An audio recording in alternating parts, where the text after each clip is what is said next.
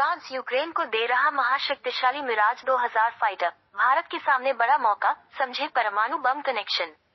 Miraj 2000 jet India IAF, Cheen और पाकिस्तान के साथ चल रहे तनाव के बीच भारत अपने फाइटर जेट की संख्या बढ़ाने के लिए पूरी ताकत से काम कर रहा है। भारत ने हाल ही में फ्रांस से राफेल फाइटर जेट खरीदे हैं। भारतीय वायुसेना चाहती है कि वह बेहद सफल मिराज 2000 विमानों की संख्या को भी बढ़ाए। अमेरिका के बाद अब फ्रांस भी यूक्रेनी वायुसेना को मजबूत करने के लिए एक्शन में आ गया है। फ्रांस ने ऐलान किया है कि वह यूक्रेन को 6 काफी नए माने जाने वाले मिराज 2000-5F विमान देने जा रहा है। फ्रांस का मिराज 2000-5F देने का फैसला यूक्रेन युद्ध में बड़ा कदम माना जा रहा है।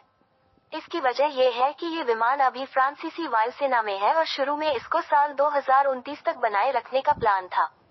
फ्रांस के राष्ट्रपति ने जून 2024 में इन विमानों को देने का ऐलान किया था। इस विमान को अभी अपग्रेड किया जा रहा है और इसमें हवा से जमीन पर हमला करने के लिए कई तरह के आधुनिक हथियार लगे हुए हैं। माना जा रहा है कि साल 2025 के पहले 6 महीने में मिराज विमान यूक्रेन पहुंच सकते हैं। फ्रांस के इस ऐलान से भारत के लिए बड़ा मौका हाथ लगा है, जो मिराज विमानों का दशकों से इस्तेमाल कर रहा है। दरअसल फ्रांस के पास कुल 20 पुराने मिराज 2000-5F फाइटर जेट हैं, जिसमें से वह केवल 6 ही यूक्रेन को दे रहा है। बाकी बचे 14 मिराज विमान भारत की वायुसेना की ताकत को बढ़ा सकते हैं। भारत अपने लगातार कम होते विमानों के बेड़े को मजबूत करने के लिए मिराज की संख्या बढ़ाने पर बातचीत कर रहा है। भारत कई दशक से इन मिराज विमानों को उड़ा रहा है और इनकी तकनीकी क्षमता पर आज भी भरोसा करता है। इससे पहले रिपोर्ट आई थी कि भारत कतर से 12 मिराज विमान खरीदने के लिए बातचीत कर रहा है। अब फ्रांस के 14 मिराज विमान भारत के लिए उपलब्धता के मौके बढ़ा रहे हैं। मिराज 2000 विमान भारतीय वायुसेना की जान है। ये विमान लक्ष्य पर सटीक हमला करने और हवा में अपना दबदबा कायम करने में माहिर हैं। भारत अगर फ्रांस से नए मिराज 2000 फाइटर जेट खरीदता है तो इससे न केवल विमानों की संख्या बढ़ेगी, बल्कि उन्हें आसानी से वायुसेना में शामिल भी किया जा सकेगा।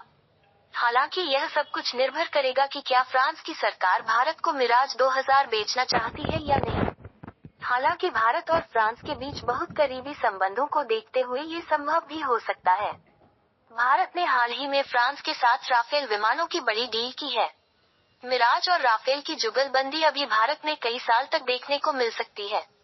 मिराज 2000-5F एक सुपरसोनिक फाइटर जेट है जो खासतौर पर एयर डिफेंस के लिए बनाया गया था।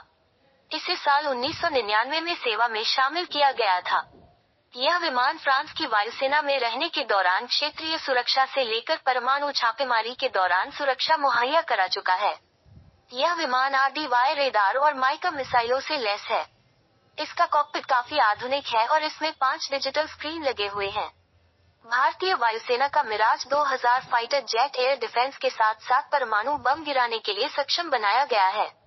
ये दशकों से परमाणु प्रतिरोधक क्षमता का हिस्सा है।